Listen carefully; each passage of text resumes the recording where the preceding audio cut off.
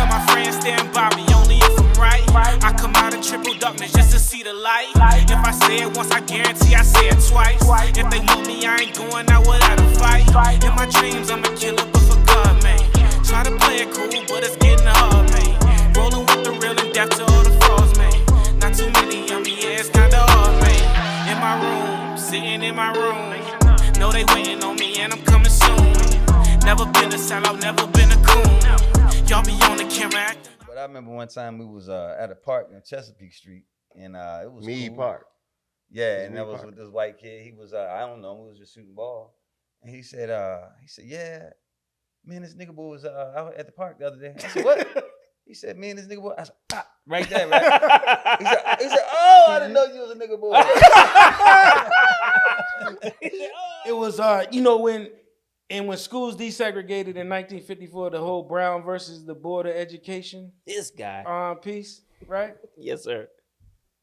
I think it was Dr. Clark commissioned a study. It was a bunch of studies during that time, right? We had the Kerner Commission when they said it was two Americas, one black, one white, both separate and unequal, right?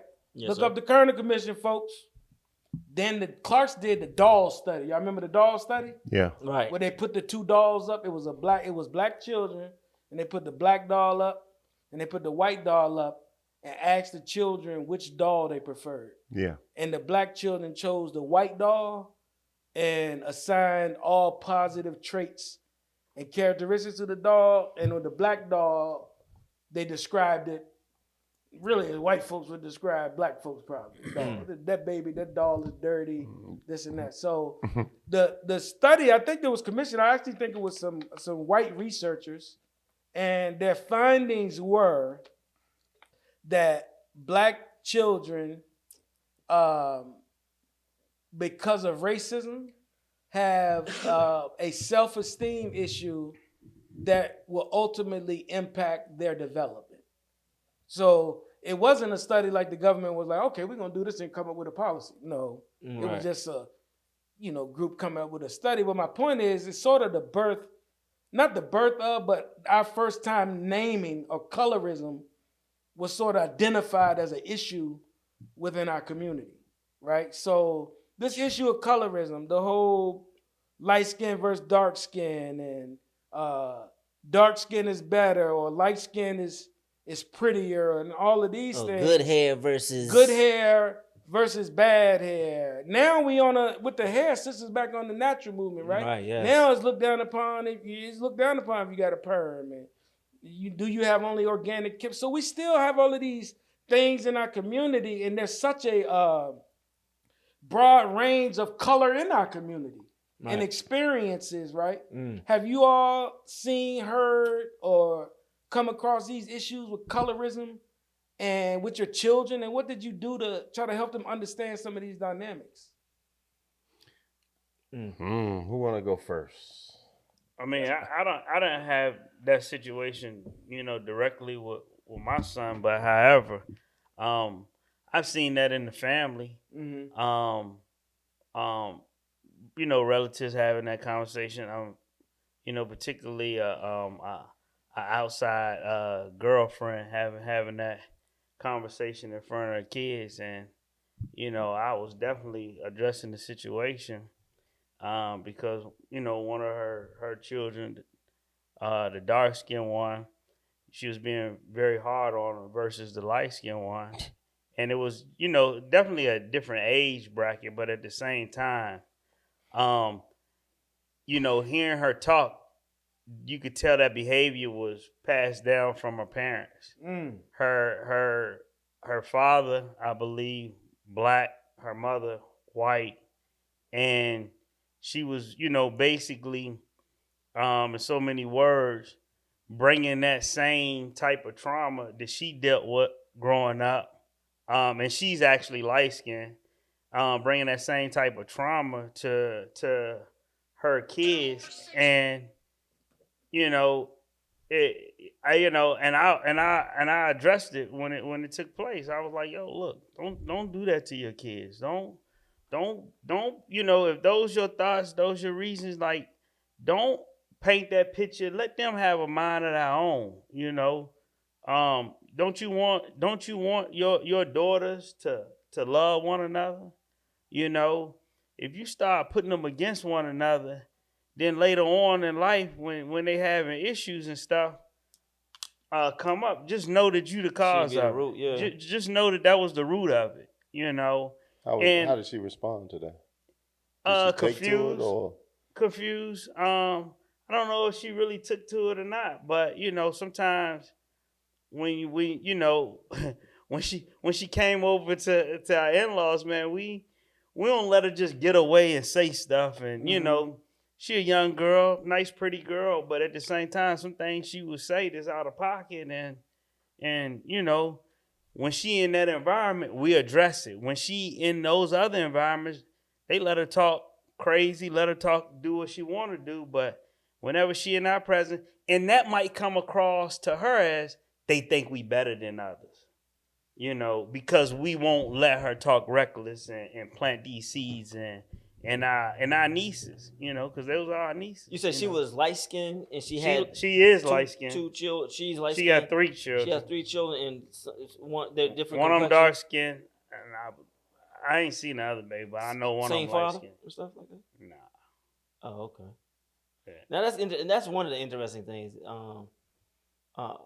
That if from that, like say for instance, my ex-wife, her father is very dark. Her mother was very light. She was light, but her sister was darker. You know what I'm saying? And so colorism within the immediate family or what have you can exist, and that's just it can exist. Are you saying it could exist because that was just the factors were there, the dynamic was there, but, or were there actually some I can't say incidents that you was I can't say that she shared anything with me that that would support there being colorism in that, but in that family dynamic. I find it to be interesting though that it can exist in that where and I think of Joaquin too, because Darius was lighter than Carmen.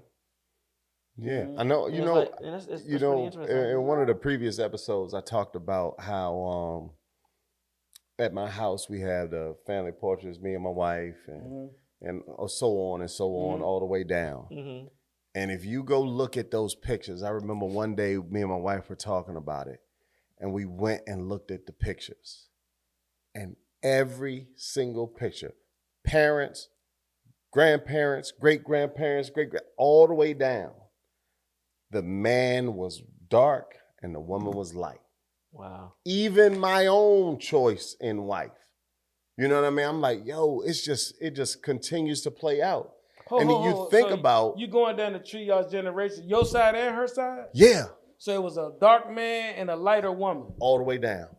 All the way down in every picture. In every single picture, There was a dark man and a lighter woman. A dark man and a lighter woman. Every single, all the way down. Your dad, and what you realize is like, people are getting information. Whether, you know how we say before, more things are caught than taught. Well, sometimes it's actually taught. Because I know people that will say, look, you already light. Don't go getting nobody else lighter. Go ahead and find you a dark husband. I'm serious. Right, that's and real. To the dark men, hey, you already dark. Now, let me ask you, is that colorism? It is at the colorism. highest no, level. Hold on, At the highest level. But that's what I mean, though. But it's kind of reversed, though. Because they trying to, because usually colorism is not celebrating the darkness. Well, the whole point. But that's how it is. I ain't saying I'm wrong. I'm just saying that's a different dynamic, because that's somebody saying, I want you to be darker. Not I want you to be lighter. Because if you light, you don't want to get to white. Oh, and I know. if you dark, that's what I'm saying. You want to get lighter. I'm giving them too much credit. Yeah, you giving them way too much credit. Okay. Yeah. I thought they was like, you don't want to be white folks. That's not what they doing. You don't want to be white folks, but you don't want to be that black. That's the message. You want to be in the middle. You want to be mulatto, as they call it. You want to brown it up a little bit. That's the trauma that I see in all the pictures. A permanent suntan. Yeah, that's the trauma I see in all the pictures. You know, and I remember my son, and obviously. Hold on, you lived the trauma. Yeah, absolutely. We just gotta wait to see who Darius and Kari put up there. Well, on the tree. No, I'm just saying because based on the school I sent them to, I already know what they're gonna put up there. They're gonna have the same. They're gonna have the same tree. Then they're gonna get lighter. Darius already trying to support that. He gonna be so light. He gonna be so light they clear. Hey, let me ask you this though. Do you have a memory of? No, I know you well enough to know. I was gonna ask you, have you only been attracted to light-skinned women? But I was like, nah, because I know, unlike in high school, you had a girlfriend that was darker. You know what I'm saying? Yeah. So that wasn't. So, but I'm saying, but I could see that though being a conscious thing on your grandparents. Yeah. Though, yeah. because back then, like so that the subconscious. Or I remember talking to my grandma. Shout out Granny. She's 94 years old. Still going strong. And mine's still strong. Mine's still strong, still talking trash and all that stuff. You know, I'm so proud of her, man. She got an iPad. She doing crossword puzzles. She painting artwork. Granny on the ball, man. Yeah. She ain't playing. They better catch up with her. Yeah, exactly. But I remember talking to her about it. And she said that her and my grandfather had to go to get the marriage license like 7 times. What? Mm-hmm. Yeah, now they got married in 1949. And she said they went down there and it was 7 times before they would give them a marriage certificate. Because y'all know, Loving versus Virginia, that was 1967. So before that, it was against the law for black and whites to get married. Correct. So in 1949, when they was trying to get married, they thought she was white. They thought she was white. And they was like, no license. Yeah. Guess how they got the license? How? She had to go get a white man to come vouch for her to say she black. She's a Negro. Yeah. Yeah, she had to go get a white man. He said Negro. Take him to the court. And the white man had to say, this is a black woman. And then they got the license and they got married. Wow. They didn't want them to marry white women so bad. Yeah. But she couldn't go get a black person to vouch for her. Right. The fact that she had to get a white man to vouch for her. That ain't any color. That's just the racism. Yeah, right. That's just the extension. But look at what's happening. Yeah. You know what I mean? And people, going off because they were so light that they could pass and all that kind of stuff. Yeah. People choosing to say, do y'all remember, man? I just remember my first experience with colorism was I read that part of the book. I remember when I wrote that thing and I said, nobody said to me, look at that pretty little black baby. Yeah. Because we always say, look at that beautiful little. When it's a light-skinned baby, bro, you listen to it. Oh my gosh, they make up words. She is gonna be a heartbreaker, child. Oh, all this in a young man. Oh, he gonna have same thing, heartbreaker, yeah. All this stuff, and then I don't need you. Do you when you hear a dark baby, you just be like, he look like his daddy. I don't hear that much though. People say he handsome, but I don't hear the superlatives like that. I just don't. You know what I'm saying? Nah, and so I don't either. Yeah, you don't hear all of those superlatives. So.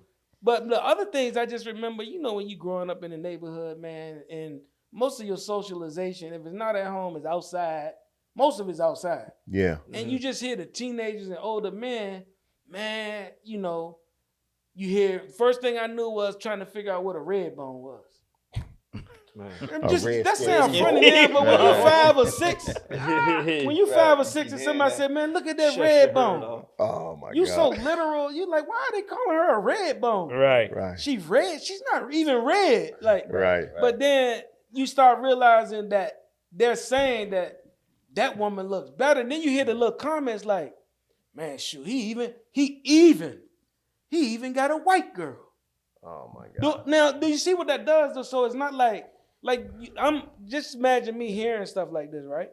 And so what's going into my mind in terms of colorism is, okay, light-skinned women are better than dark-skinned women, and white women are better than light-skinned women, right?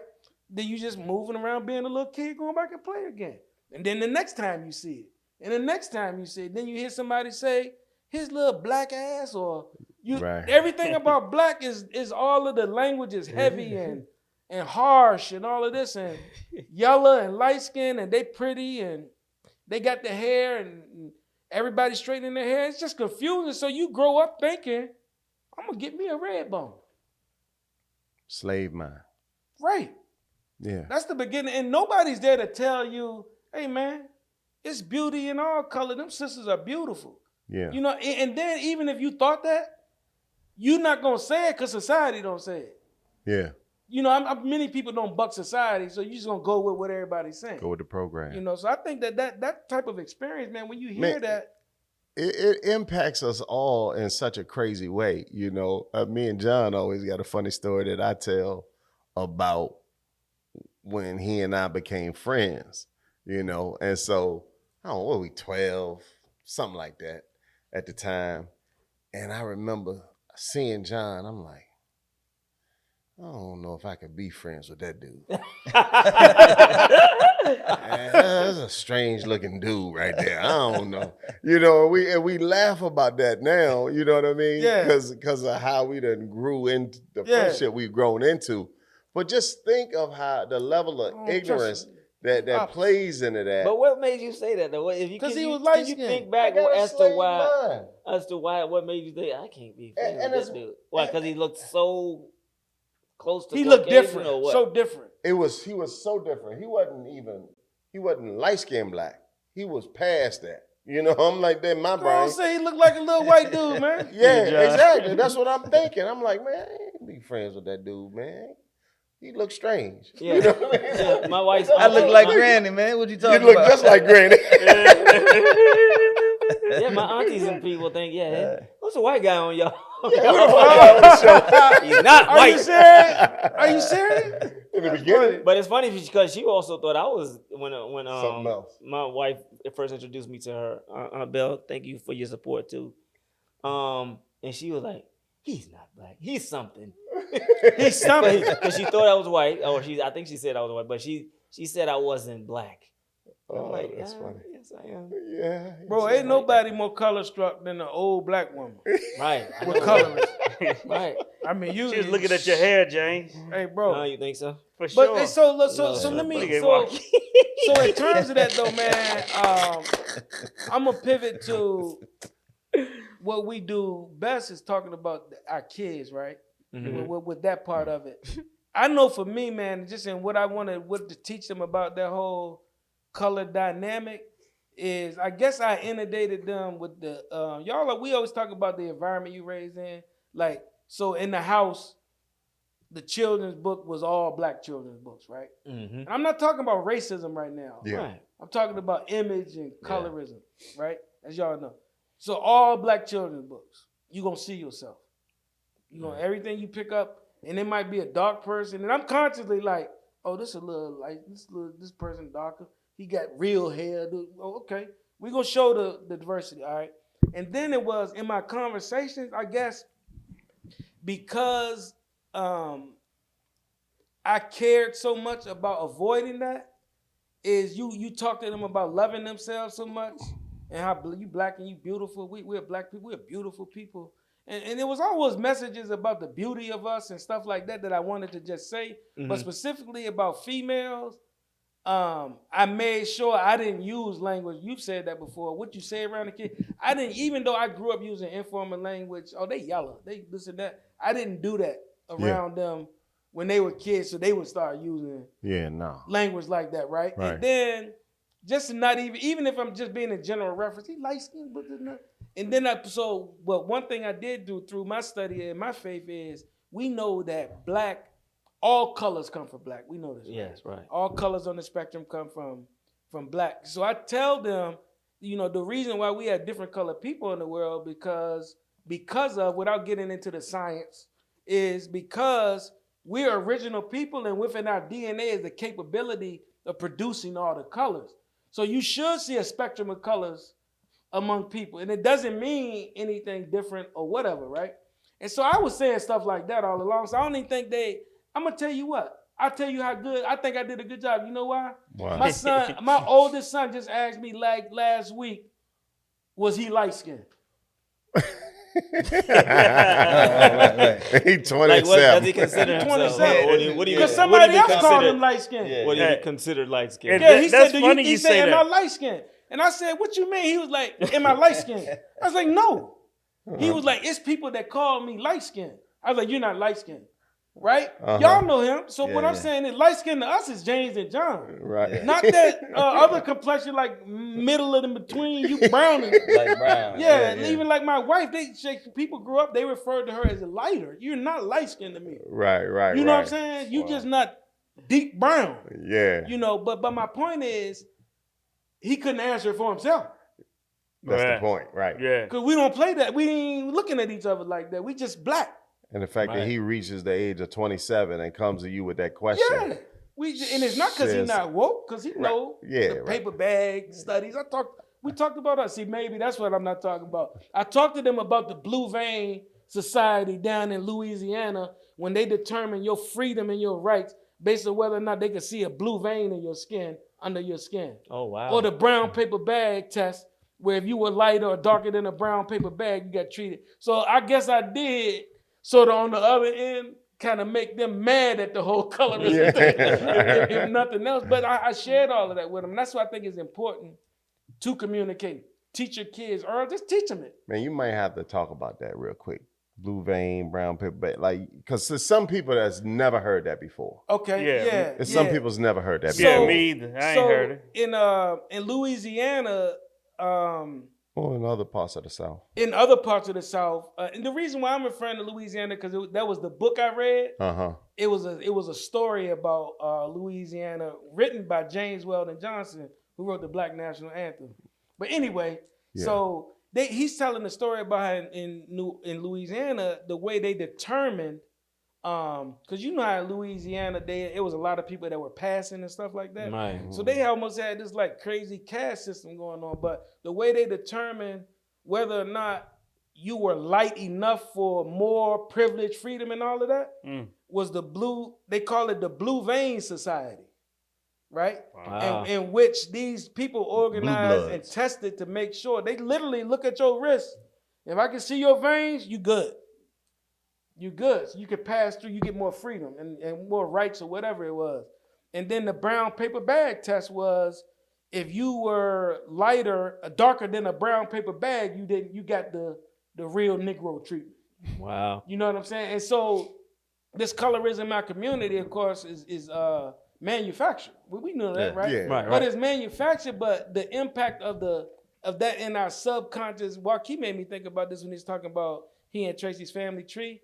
Is what is the impact? Did we talk about the impact of heredity or subconscious life activity on our heredity generationally? Yeah. Like, why is it that every Wynn man or Johnson married a light woman? Yeah. Why is it that on her side it was a dark man and a light woman, right? And so those things come because of the manufacturing, and then they live now in us because we don't look at it like that. Yeah. We don't even look at the trees anymore, right? But our attitudes and behaviors still perpetuate that whole world. You know? Very true. I mean, it's simply rooted in racism and rooted in self-hatred, right? As simple as that. It is. And when you zoom out and look at America, right? America's always had the one drop rule, right? One drop of black blood, you black. So that's always been the rule. And again, I've said this before too. You look, when we grew up, you ain't have it's always been biracial people, right? But they've always been raised by their black family. You know, only in the past 20-something years, maybe in the late 80s, early 80s, where you have white women raising black children. You've never seen it. Challenge me, share with me anytime that's happened in the history of this country. Yeah. So anyway, you go to the Caribbean, to South America, it's opposite. You know what I mean? Sometimes, so me and James would be considered white Latinos. Yeah. So, but when we grew up, we didn't grow up a whole around Latin. It was black and white. Yeah. Very few mixed people, but we was always black because our black family raised us. Right. It was simple as that. You didn't see very, very few mixed marriage at that time. Yeah. I only know Chuck Lewis and his wife. Yeah. That's the only one I can think of, right? Yeah. And so when I grew up, Lewis. yeah, exactly. Yeah. When I grew up, it was obvious to everybody that was black, right?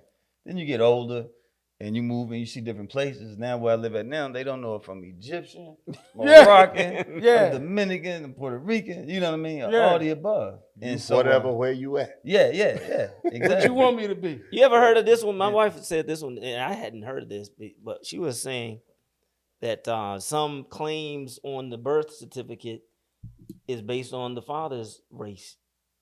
So I'm like, what? You're saying that if I thought it was automatically your mother's. No, she was saying that based that. on there are some that can that would claim though they look in appearance very black and would say on their birth certificate that they were white because if their father was white or Caucasian. I can believe that. And I'm like, what? That is crazy sounding and weird. My ex-wife is from the Caribbean. The background is Caribbean, which is basically black, white, and African all mixed up, right? Mm-hmm. And some more white, some more Indian still, some more black, or again, or of all a mixture. That's what we are. But that's what they are in the Caribbean, right? So I had to deal with that a lot on that side. It's like, hey, we're not gonna say she cute for a dark-skinned chick. She pretty. She gorgeous. Right. And this is. Are you saying that's what Dominicans would say? I mean, or Latin. I'm not saying Latin America say that, but I've seen that. The colorism over there. Yeah, absolutely. Oh yeah, it's. Let me tell you something. The Sammy Sosa thing. No, so when you go to DR, first of all, DR and Haiti is one island. You said DR what? Dominican Republic and Haiti is one piece of land. It's just split. It's just split. Right? Yeah. So I don't even know if people know that. French. It's the same land, bro. Literally. One island. Like, so you can imagine there was a time it ain't like it was just Dominicans and then these dark Haitians. It was, they got the African influence over there and all that. But my point is, over there, Haitians are looked down upon as, like, you dark. You must be Haitian. Right, even though there are some dark Dominicans, so they get even treated worse than the dark Dominicans, the Haitians do over there, because a lot of them are refugees over there and stuff like that. They don't even want to let them in.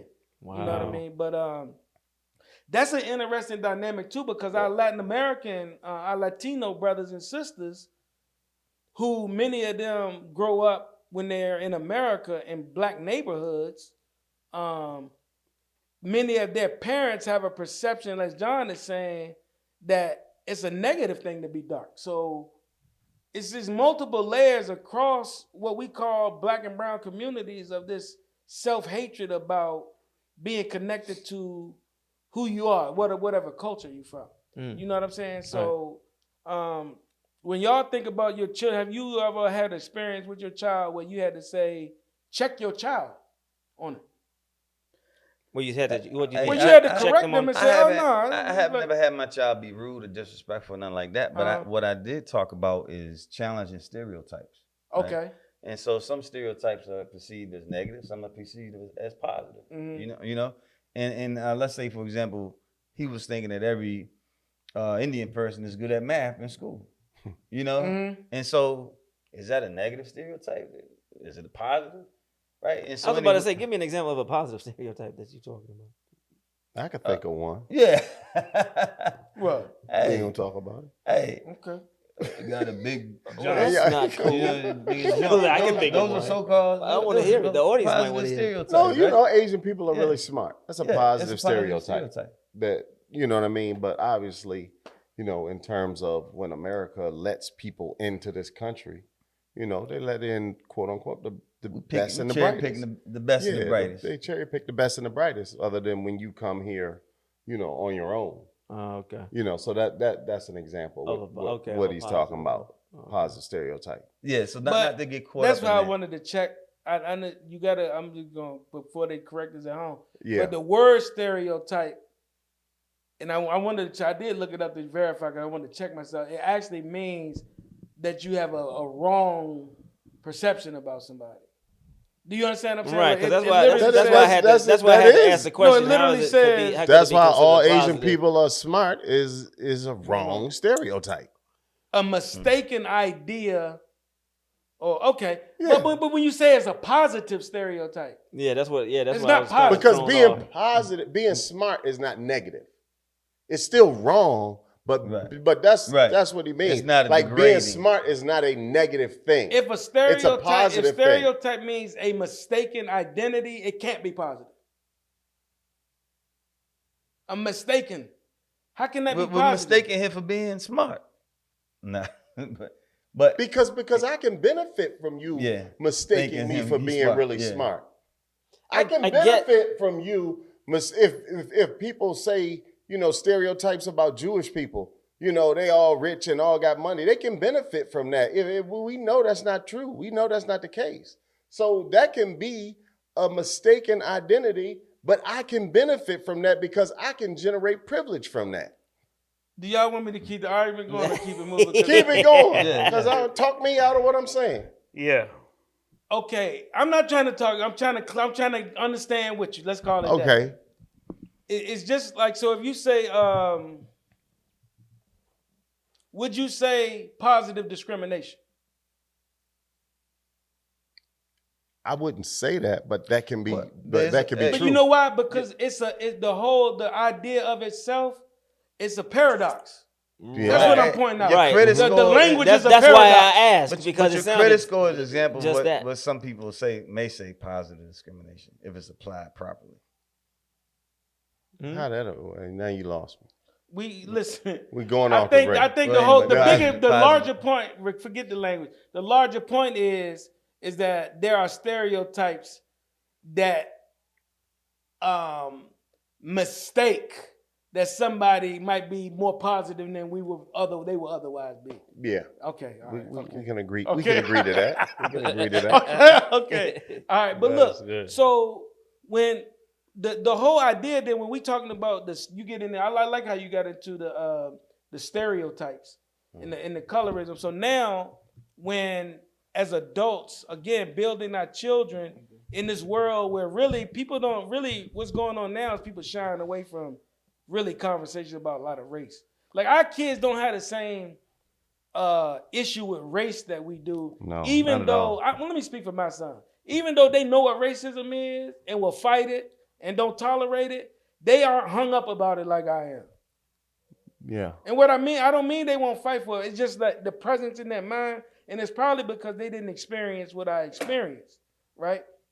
So how do you keep them engaged sort of as being someone that's even cares or is concerned? Do you all, like, when that stuff even comes up now, do y'all talk about it? What's your children's attitudes now that you see, or do you feel that they're in a place where you think they get it? The B2M Podcast, or B2M Podcast, is about 5 guys who've been friends for over 40 years. Between the 5 of us, we've been married for over 100 combined years. Between the 5 of us, we have 13 children, 12 sons. We discuss in our podcast about our journeys into fatherhood and how we raised our sons to be fine young men. From 6-figure earners at LinkedIn to a professional Call of Duty player, college educated entrepreneurs, that's who we are. Our podcast is not a how to do it podcast. It is a podcast about how we did it. Come check us out. That's a real challenge, for real. Yeah. Because when you can grow up in a certain way and you can think you are immune to certain stuff. And yeah, we got to check them. I remember one time, and I've probably told this story before, when Kari was hanging with his little buddies and they were hanging in a community called Farmington in Charlottesville, where we from. Very well-to-do community, established 100+ years ago. You know, Thomas Jefferson designed the main house there, so it was like that kind of place. But I said to him, I said, man, what y'all do last night? Well, what y'all do? He was like, we was riding around in the golf cart. I'm like, what y'all, just all hours of the night just riding around on the golf cart? He was like, yeah, we was riding around in the golf cart. So what y'all doing? He's like, we was throwing frozen waffles at people. I'm like, what? We was throwing frozen waffles at people. I said, man, let me tell you something. Come here.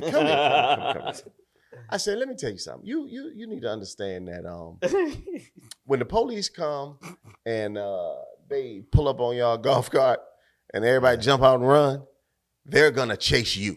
Yeah. All right, they're gonna let them go. And you going downtown. Yeah, and you going downtown. Yeah. And he was like, yeah, Dad. Okay, all right, you know. But he wasn't.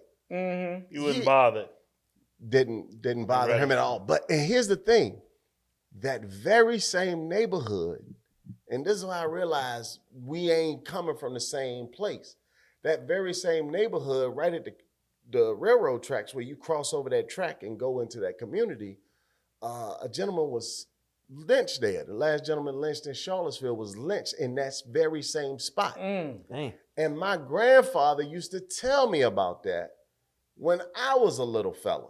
He said, yeah, you know, they lynched James, I forgot his last name, so-and-so down there. And his grandma, you know, told him about that. You know what I mean? Yeah. And so I already had a certain feeling about that joint. So you over there acting, you know, doing stuff you ain't supposed to be doing. I got to check you to make you understand that, hey, if something happens over here, man, the rules of justice may be distributed and displayed a little different for you. Yeah. And when you send them because into of these your color. Because of your color. And when you send them into these environments, they can sometimes forget that you know that ain't their issue. Yeah. They can start to think that ain't their issue. Right. And that's what I was always really concerned. So to bring that full circle, when August 12th happened, which was when the Nazis and the Tiki Torch dudes came in and Heather Heyer was killed, I remember one of the reasons I wanted to take my sons to that rally.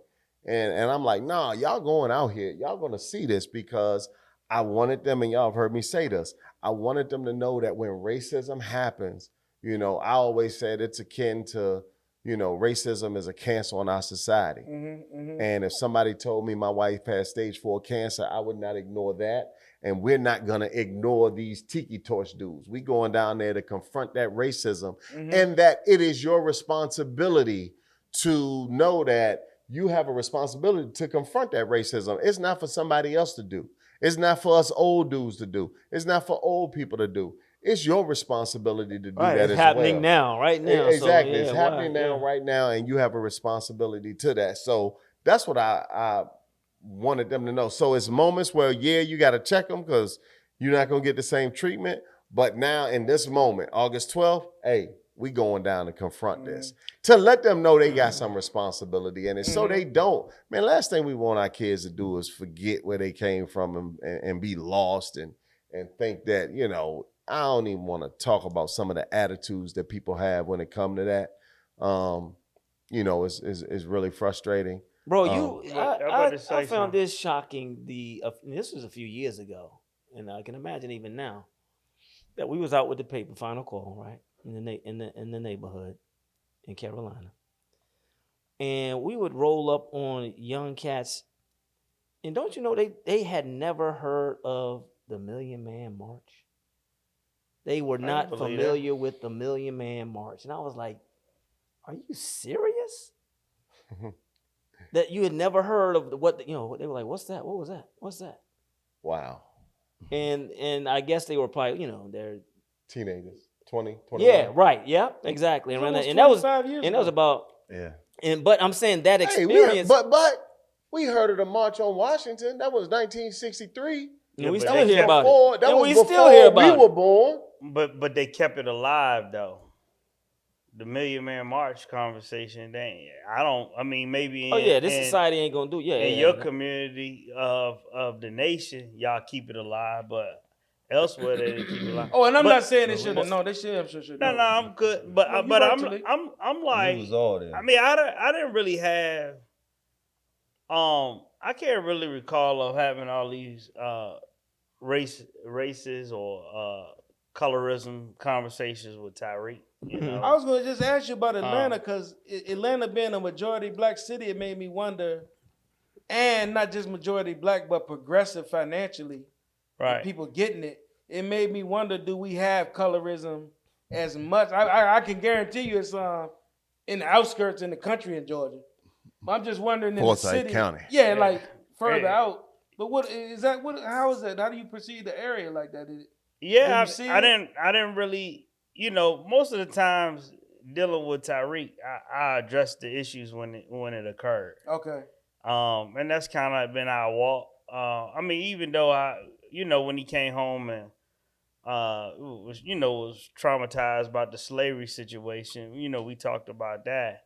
But for the most part, I mean, we really just sat here and had those type of conversations. And on one based on, like you just said, you know. Yeah, the demographics. I think that plays a lot on it. Yeah, you in the city. You feel like you had to because of it. Yeah, you in a city, chocolate city. Everybody, what's good? That you're seeing people that look just like you thrive. Yeah. In so many categories. And they light, they dark, they, you know, it's right. everything. Yeah. And so I felt like I didn't really have to push that. Because just like your son, you know, my son will refer to somebody being light skinned and I'll be like, bro, yeah.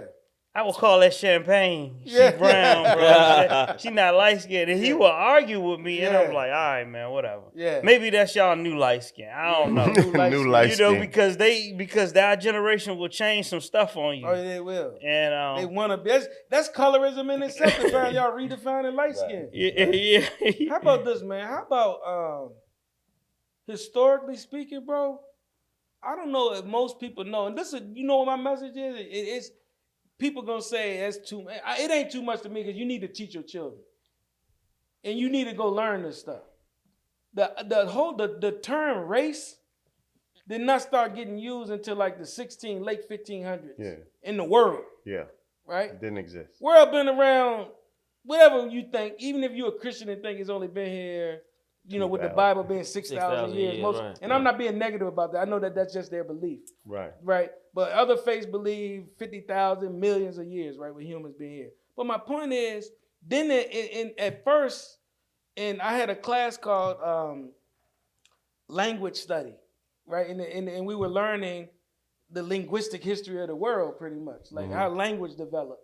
And so race as a word didn't even become, when it was first used, it was like a category. It's a category now, but it's more like in Shakespeare's stuff, they say there's a race of heathens or a race of saints. It was a group.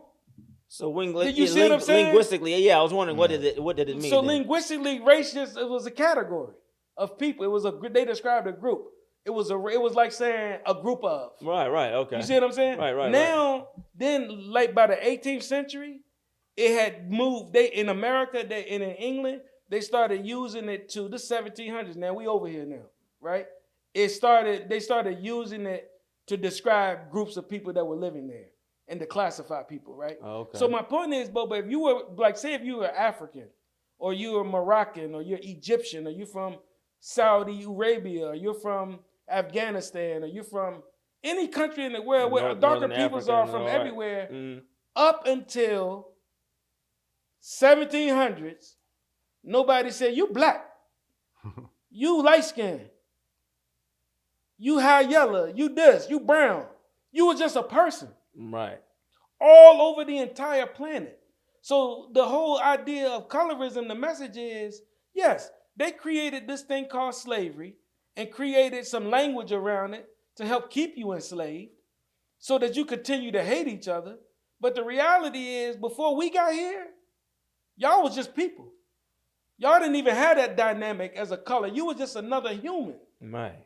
That came from somewhere else that got welcomed in. You know what the evidence is? Because when white folks came over here from England, the Indians didn't kill them. And they could have. Right.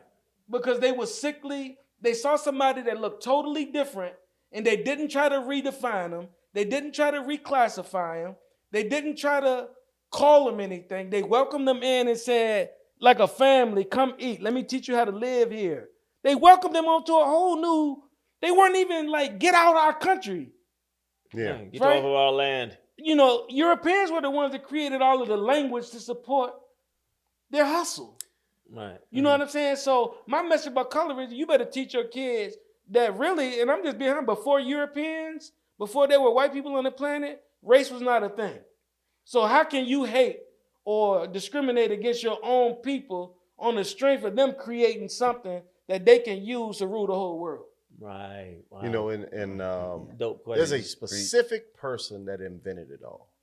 and I can't think of the name right now, but I know in Ta-Nehisi Coates' book, Between the World and Me, he actually names the person. Oh, okay. Who like literally came up with the racism thing, and all of that stuff. So anybody that's really interested in digging a little deeper into that subject, go get Ta-Nehisi Coates' book, Between the World and Me, and he talks about that in it. But I can't recall the origins of the I word can't race recall. or how it's used. And the premise of the book, to destroy black bodies and all that stuff. Yeah, that's what he's talking about. But if you're interested in digging deep in that particular subject, that would be a good book to go. Right. Yeah, definitely. Yeah. So this whole idea of colorism really. When you talk about what's the difference between colorism and racism, colorism is the result of what happens when a racist society is perpetuated and infiltrates the hearts and minds of people. The result of colorism among them. Well, we do that ourselves. Right. Just a subcategory of racism within our race. Right. And that when you mentioned that made me think. I wonder if they do that in other races or cultures. Like, you know what I'm saying? Do the dark Japanese now do they do that? Like in India with the castes? Yeah. Oh well, yeah. Okay, yeah. That's a good example. That was still under the British rule. Though. Dark Chinese. That's where they got it from, right? It was still wow. Yeah. So you saying that's not an Indian thing? That was the original people were probably still just people like I described, but Britain colonized them and they adopted the whole thing. I had to check myself, bro, on language because as conscious, I don't like the word woke because how Republicans using it now, and I don't even like it how it got commercially used. But woke before they started using it on the internet meant something different. Trying to oh my God, that irks me. Back then it was conscious. I'm aware of the history and the struggle of my people, and I'm ready to fight for it. I'm woke. Right. Let's go. Right. That's what it means to me. Right. Man. And so, but this is what I thought I was woke. This brother put out a reel the other day and said, y'all need to stop calling yourselves kings and queens. I said, oh. He said, ain't no kings and queens in Africa. They got chiefs, emperors, pharaohs. They don't say king and queen. So here we are, talking about colorism now. We trying to boost our esteem up and speak what we are and who we are. We kings and queens. And the only kings and queens are on the English throne. Right. That's some colorism for you. Right. We trying to be right and can't escape the colorism. Yeah. Wow. So I had to stop. And I'm like, Pete, I say king, man, I can't do it. I got to stop. Right. I got to stop. I got to stop. So when you know better, you do better. I want to know what a dark-skinned man thrive at on this earth. Where is he uplifted at? Do anybody know right off top? What do you mean? The only place is Africa. Oh, okay. You don't think they be beefing? Oh, I didn't say that. No, they beef all the time. It'll be a new government tomorrow. Quiet. Well, not quiet as kept, but interestingly enough, though, they the Europeans in New Way. Well, I think you can attest and recall this. Whereas the Black Madonna, the shrine of the Black Madonna, they don't see Mary's Jesus' mom as white. Is that the basilica or is? That's the beauty when you go to a museum and you see a real picture. Oh, Jesus' mama was black. Yeah, from 1,000 years ago. But they don't make the connection. Who is they? Most. Bro, no, I'm just saying. My brother said stay away from they sayers, right? Last week today. But that's true. You know who they is? They don't say that. That's them. It's the people that perpetuate the lie. Right. They not gonna tell you. Right. You know how silly we look. Am I gonna get in trouble? No, sir, brother. You're gonna get in trouble, but sometimes truth will get you in trouble. With a white Jesus. Good trouble. You know how silly we look with a white Jesus hanging in our church. With a white Mary in 2023 and the white Catholics over there with the white Pope who's supposed to be the person on earth that's closest to God is sitting over there praying at the feet of a Black Madonna. Colorism worked. Yeah. It did. Yeah. And tying that color. And if I go tell people that, and forget that, this is not about Christianity. It could be any imagery that we're involved in with institutions that got a similar pattern, right? And if you go tell people that, rather than go argue with them people about why they changed the pictures and painted them, sent them all over the world and sold them to it, they gonna argue with me. I remember I had a shirt.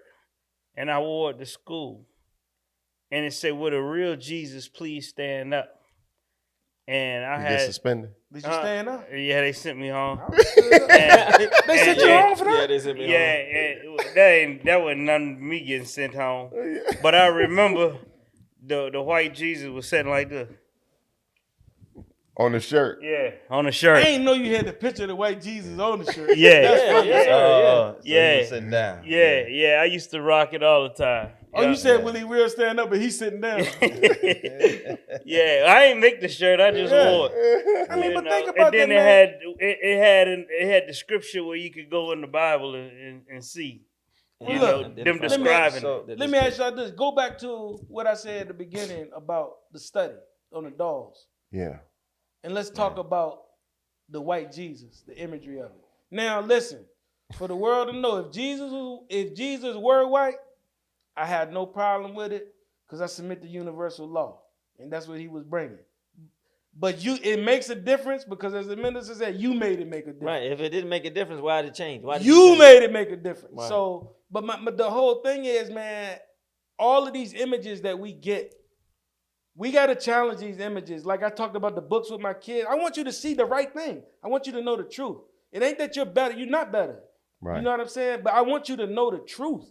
And so that whole game, even as adults, man, I still will argue that the biggest thing holding us back right now, colorism is in that pot because it's the colorism that keeps us as seeing ourselves as more than what they created us to be. Less than what they created. I was about to say. Okay, you see what I'm saying? Okay, it's the colorism that keeps us from seeing ourselves in the right way. Right. Like, hey, I'm not just black, or you know what? I'm light-skinned, so shit, I'm better than them Negroes. I'm good. It's hard over here, but I'm good. No, you're the human that's supposed to run all of this. The human, you know. So. Yeah. No, wait, you remember that time? Excuse me. No, go ahead. Then I think you seemed kind of offended too. But remember when I pointed out to you the thing that irks me sometimes with our people, and when you hear when we articulate or assimilate and speak, as though, more Caucasian or sounding like we're white, so to speak. You know what I mean? Mm-hmm. And I said it irks me that when our darker skinned people, our darker skinned brothers do that, like when they know they not, you know what I'm saying? They know they're nowhere near in appearance or anything to where they're fooling Caucasian people to think they're white. And that's what I was using to support what I said. I got mad. I didn't like that. That was bad. It was a while ago, and you're like, oh, wait a minute, Jane. Why can't a dark skinned person that I forgot what you said, but I was wrong, bro. You took a little bit of offense to it, but it was like. I think this is what you said, because I may have said something more to it, where it was almost like you saw me as saying, oh, so it's okay for a light-skinned black person to talk that way. You know what I mean? Mm-hmm. And that's and I wasn't saying that it was okay. It was just less. You were talking about the nuance, but like you're less believable. Right? Yeah, exactly. I was saying I think light-skinned people do that because they think they're more. They can get away with it. Right? They think it'd be more believable to Caucasians. Look, we would be like, okay, he light-skinned. Yeah. Then you see this blue-black brother like. Yeah, Daryl. Like me and Marvin was going over there. You almost see a clown suit. Exactly. Exactly, and that used to irritate me. And when I brought that up to you, kind of took a little bit of offense to it. I apologize, bro. You was right. No, I'm with you on that. And I think also, I don't know. And I said this.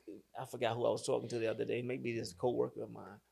But it was like, I was like California blacks are a little different than the East Coast blacks, or in that case, the dark, you know what I'm saying, with dark skin, that sort of thing. And I was like, you'll find more of them doing that or sounding that way.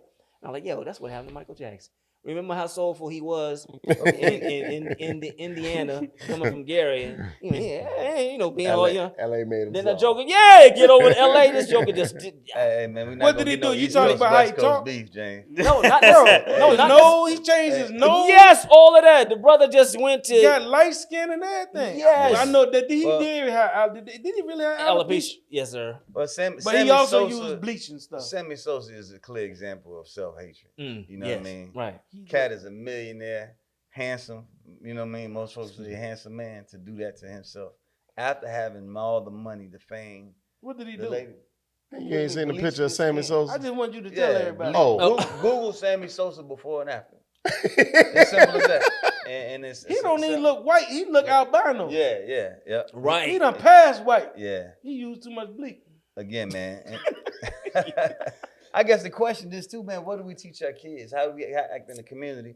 And I got so many stories. I've been in fights and things with white folks and black folks. I know I've been treated.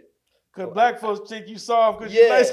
Yeah, I wanted to get into that, John. John, the hardest light-skinned dude I know. Talk about that, John, this is your opportunity to stand up for the lights. Let's go. What happened in our community that you had to deal with? What did you have to deal with, man, with brothers, man? Hey, it's so funny because I had it from both sides. You understand? And so one of my first experience, because I grew up around black folks, you know what I mean? Yeah. My community, this, that, the other.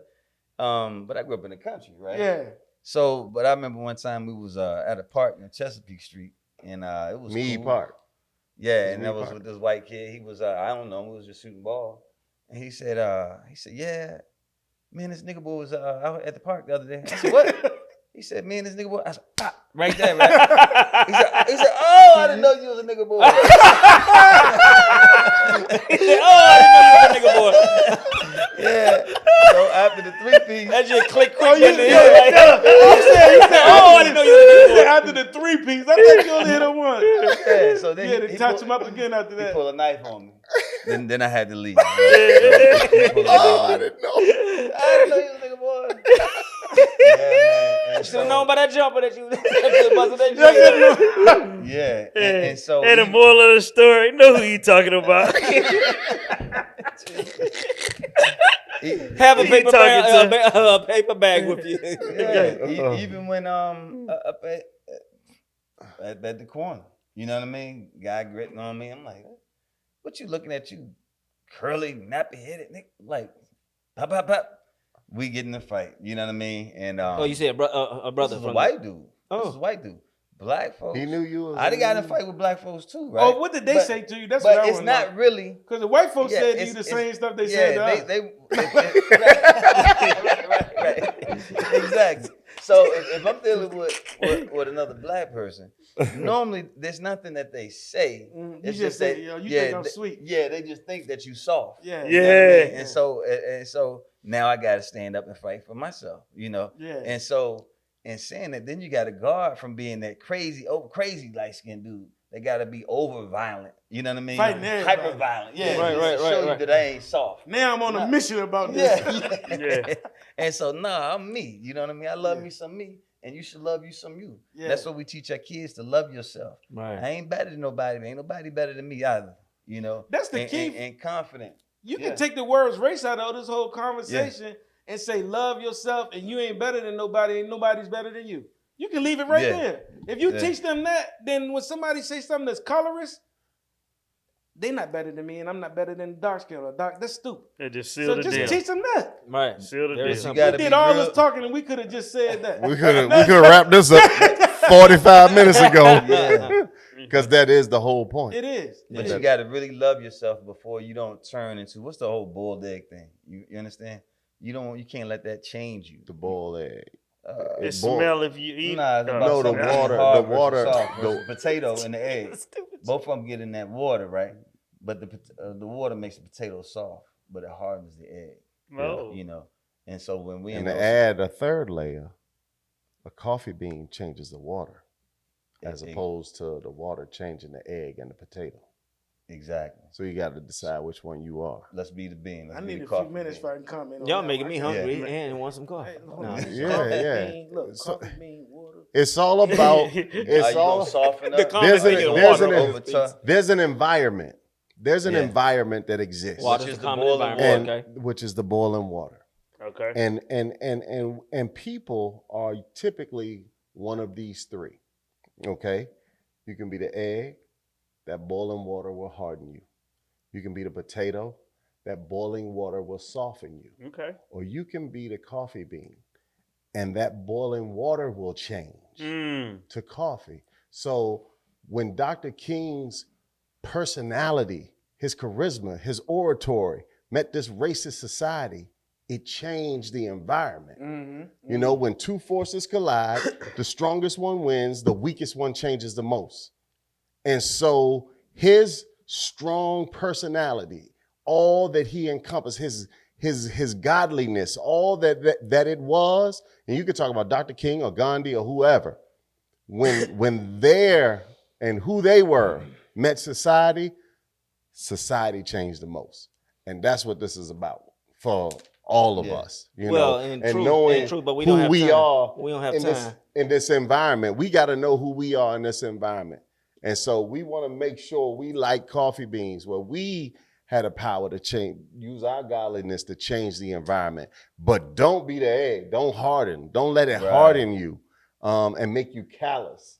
You know, that's what John was saying. Now you being overly violent, you know, hypersensitive to every slight because you want to prove you're not soft or whatever. Right. And the other way too. Is Okay, go ahead, finish. Because I know I've been treated with favor as well. Right? Even if it's not. Yeah, you don't talk about all your light skin struggles and don't talk about the benefits. I'm married, undeserved. I keep you around me for that for some time. I keep you around me sometimes because of that. We let him drive at night. So I understand that as well. And, you know, I'll be remiss if I didn't acknowledge that. However, that doesn't, I would never absorb that and think that I'm better than anybody else, that sort of thing. You know, so that's what can become dangerous to someone who has that attitude. I love y'all so that egg. I gotta get that. Down pat. Yeah. Thank you but for clarifying let me say that. this though, man. What I'm gonna say is, don't let it make you become the egg or the potato. But be the coffee bean. Unless colorism reduces you to a life of no existence and hope, like what's going on in Gaza, then you can become the potato, the egg, do everything to me. You know what I mean. Let me say it differently, because there's a lot of real serious murder and stuff going on over there. And people don't have a complete understanding of that situation. Over in Gaza right now, people seeing on the news in Palestine with the war going on after Hamas attacked Israel, and the Gazans who live on the strip, 2 million of them in poverty and all of that, have no hope. Pretty much, I don't know. I guess we could call it colorism. I don't know if it's just what's ethnicity? It's ethnic difference cleansing. between race and ethnicity, right? Yeah, it's an ethnic thing and it's a religious thing and all of that. But my point is, let's forget that what I was gonna say is, those people's life is so frustrated they feel they have no way out. You can become hardened. I hope colorism does not impact our community in the way that we hate ourselves and turn in on ourselves so much that we become a hopeless community. Right. You know what I'm saying? Exactly. And if that happens, then you need to fight back against the racism harder than you fight. Because the racism is causing colorism to kill us all. And right, and they have to understand it. Until we come together and unite as a people, you can't integrate, if you will, with, you know, what is the definition of integration? It isn't like the sum of, what is it? There's a mathematical piece. The whole sum of its parts. And anyway, if we're fractured, we're in no position to truly integrate with another people. Right. The whole is greater than the sum of its parts. Thank you. There you go. Yeah. And not to get off subject too, though, I really do think, though, again, when we came up, we had the one drop black rule, right? Mm-hmm. Regarding government, how the census is counted, these type of things. Again, most black mixed kids were raised by their black family. Yes. So now you got mixed kids being raised by the white mother, and so I'm not saying for all, everybody's different. Some not all are identifying as black. Some are identifying as other. that affects money and funds coming into communities that's needed, you know.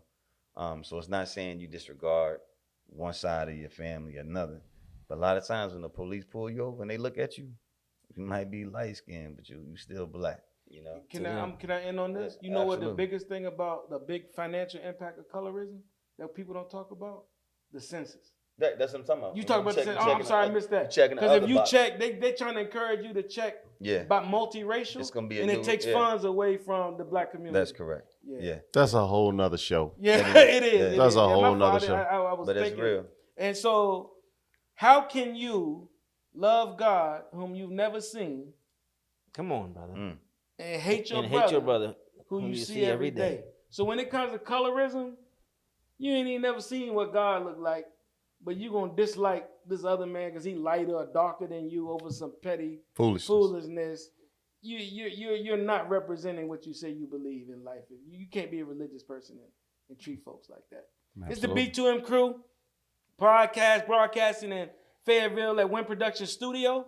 We are here chopping it up about colorism and all of the different forms and fashions it takes. We sharing you and bring you into some conversation of these brothers who've been friends for over 40 years, married for over combined 100 years, and have 12 sons among us, and bringing you into our conversations on brotherhood and fatherhood. Hoping you enjoy chopping it up with us.